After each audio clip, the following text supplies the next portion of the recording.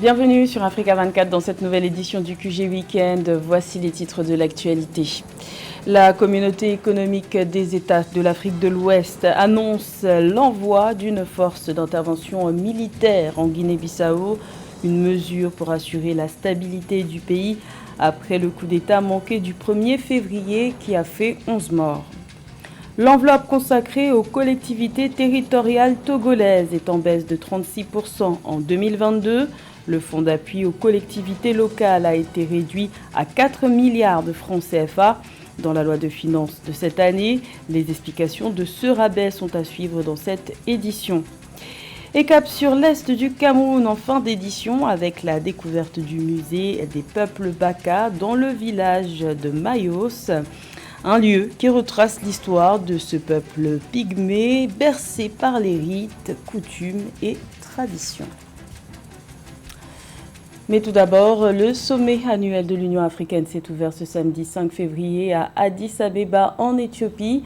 Un rendez-vous majeur qui réunit les dirigeants du continent. Au menu des discussions, les coups d'État qui ont secoué l'Afrique de l'Ouest ou encore la pandémie de Covid-19. Notons que ce sommet marquera une passation de pouvoir entre le président congolais Félix Tshisekedi, qui laissera sa place à son homologue sénégalais Macky Sall pour un mandat d'1 an à la tête de l'organisation panafricaine. Et sachez qu'Africa 24 a déployé une équipe à Addis Abeba en Éthiopie pour vous faire vivre les temps forts de ce sommet qui se tient ce samedi 5 et ce dimanche 6 février. Après le putsch manqué du 1er février en Guinée-Bissau, la CEDEAO prend des mesures de sécurité.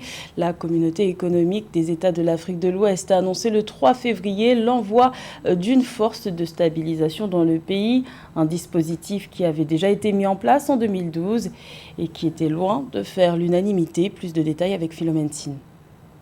La force d'intervention militaire de la communauté économique des États de l'Afrique de l'Ouest, CEDEAO, est annoncée en Guinée-Bissau. Le bloc régional décide ainsi d'apporter un soutien militaire pour la stabilisation du pays, victime d'une tentative de coup d'État contre le président Umaro Sissoco Embalo le 1er février 2022.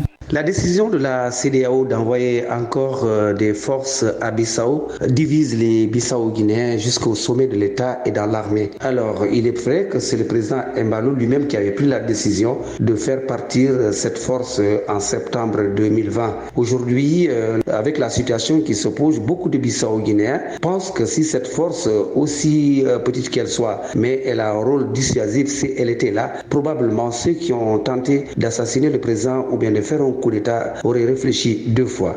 En 2019, lors de la campagne électorale en vue de la présidentielle bissau-guinéenne, le président Umaro Sissoco Embalo, alors candidat, était contre la présence des forces de la CEDEAO en Guinée-Bissau. Selon lui, il préférait 1000 fois avoir des militaires bissau-guinéens bien entraînés, bien formés pour sécuriser le pays. Le débat peut-être revient encore à la place publique. C'est vrai qu'aucune institution internationale, quelle que soit sa force, ne peut prévaloir sur la souveraineté d'un pays. Et aussi, aucun pays qui se respecte ne pourra en aucun cas confier sa souveraineté à un autre pays ou à une autre force étrangère. Mais de toute façon, la CEDEAO est une institution dans laquelle se trouve la Guinée-Bissau. C'est un maillon assez important dans cette organisation sous-régionale. La force militaire de la CEDEAO avait déjà été déployée en Guinée-Bissau en 2012 pour stabiliser la démocratie dans ce pays qui a connu 2 coups d'État militaires, une guerre civile et l'assassinat d'un président par l'armée.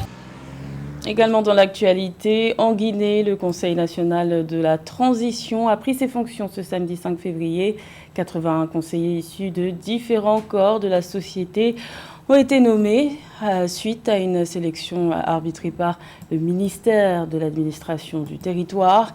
Mais à peine installée, cette instance qui fait office de parlement crée déjà des mécontents. En effet, plusieurs partis politiques ont exprimé leur frustration et s'estiment lésés dans la répartition des sièges, car seuls 15 sièges sont occupés par des partis politiques. Rappelons que suite au coup d'État qui a renversé le président Alpha Condé le 5 septembre 2021, l'Assemblée nationale avait été dissoute et un CNT avait alors été créé pour la remplacer. Coup dur pour les communes togolaises. La subvention destinée à soutenir la mise en œuvre des actions de développement enregistre une baisse de 36% cette année par rapport à 2021. Le gouvernement a décidé de doter le fonds d'appui aux collectivités locales d'un budget de 4 milliards de francs CFA dans la loi des finances 2022. Les explications de cette décision avec Amenedj. Selon la loi des finances pour 2022, le gouvernement togolais dotera le fonds d'appui aux collectivités locales d'un budget de 4 milliards de francs CFA. Cette enveloppe est en baisse de 36% comparée à la dotation de 2021 évaluée à 6,25 milliards de francs CFA dont la consommation par les administrations locales est restée faible.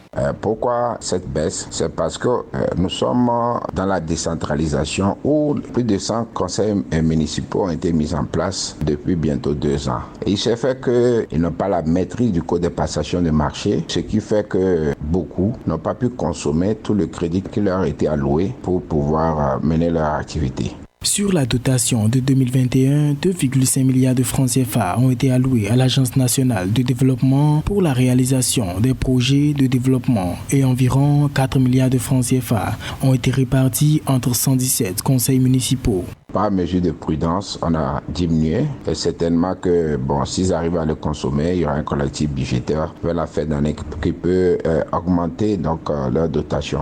Le Togo s'est engagé depuis un moment dans la décentralisation. Je pense que les agents des mairies, ils ont été formés tout dernièrement avec la fin d'année. Créé en 2007 et modifié pour une première fois en 2018 avant d'être opérationnel en 2019, le fonds d'appui aux collectivités locales vise à assurer une meilleure mobilisation des ressources financières. Ceci permet, selon les autorités, de faire face aux charges qui résultent des transferts de compétences pour concourir à la correction des déséquilibres entre les collectivités territoriales togolaises.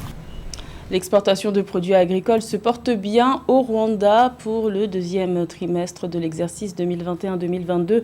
Le pays des 1000 collines a connu une augmentation de ses revenus provenant de l'exportation de l'ordre de 39%.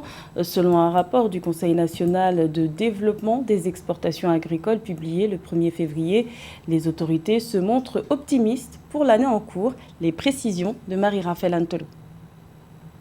Pour le deuxième trimestre de l'exercice 2021-2022, le Rwanda a réalisé un total de 158 538 598 $ de revenus provenant de l'exportation de produits agricoles. Cette étude a été publiée le 1er février 2022 par le Conseil national de développement des exportations agricoles.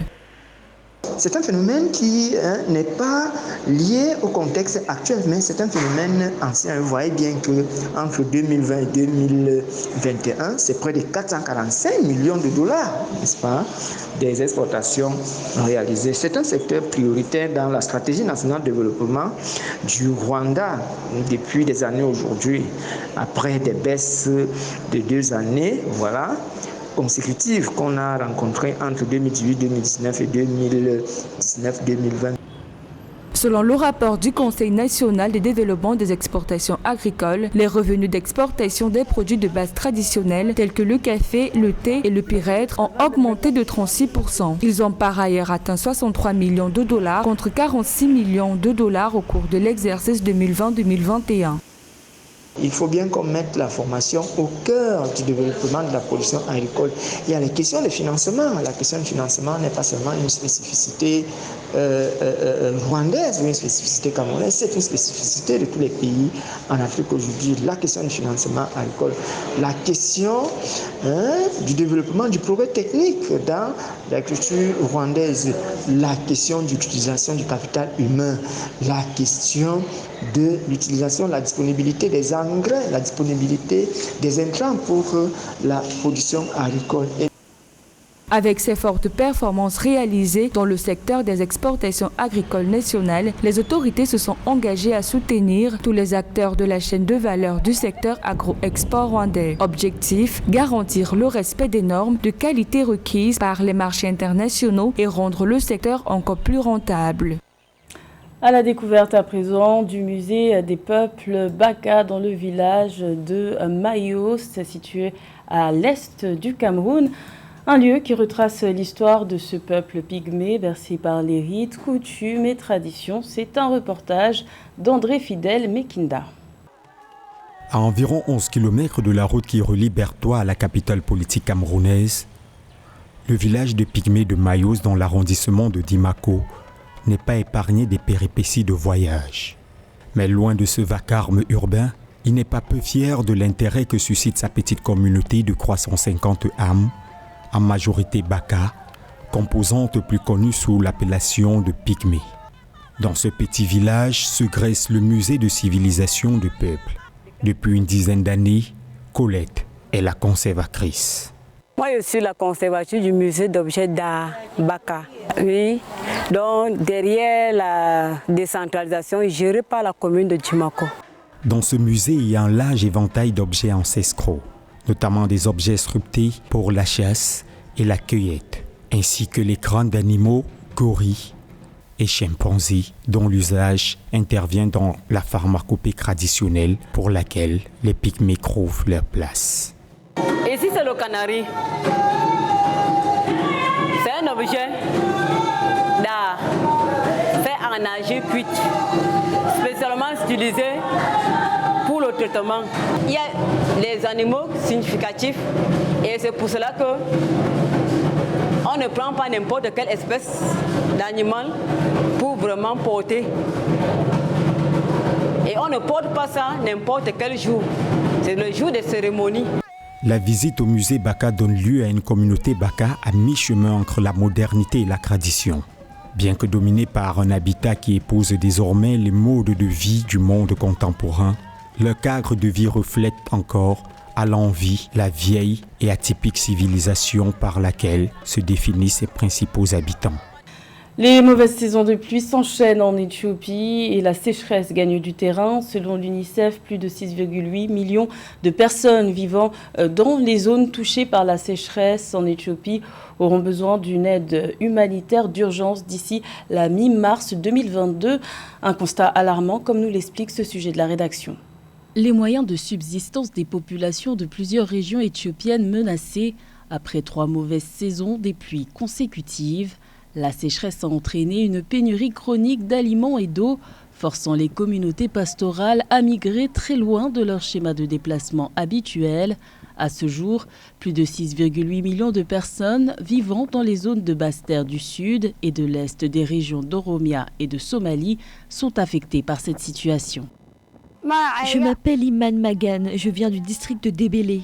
J'ai quitté Guéliléel tôt ce matin. Il y a une grave sécheresse là-bas. Je suis venue chercher un médicament pour mon enfant. Il a été examiné et diagnostiqué souffrant de malnutrition. Il a reçu des médicaments et des repas nutritifs. J'ai été accueillie avec beaucoup d'attention. Le manque important d'eau potable exacerbe la malnutrition dans ces régions où environ 225 000 enfants souffrent de ce fléau selon l'UNICEF. Une situation qui risque de se détériorer en 2022 car d'après les prévisions de l'agence onusienne, 850 000 enfants seront en situation de malnutrition sévère dans ces régions cette année en raison des conflits, de la sécheresse et de la récession économique.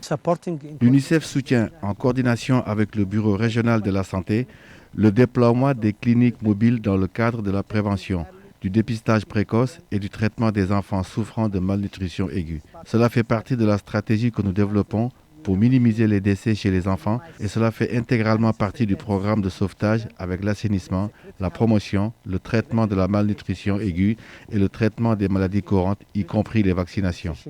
Un appel de fonds humanitaires de plus de 30 millions de dollars a été lancé par l'UNICEF en réponse à la sécheresse qui sévit actuellement en Éthiopie.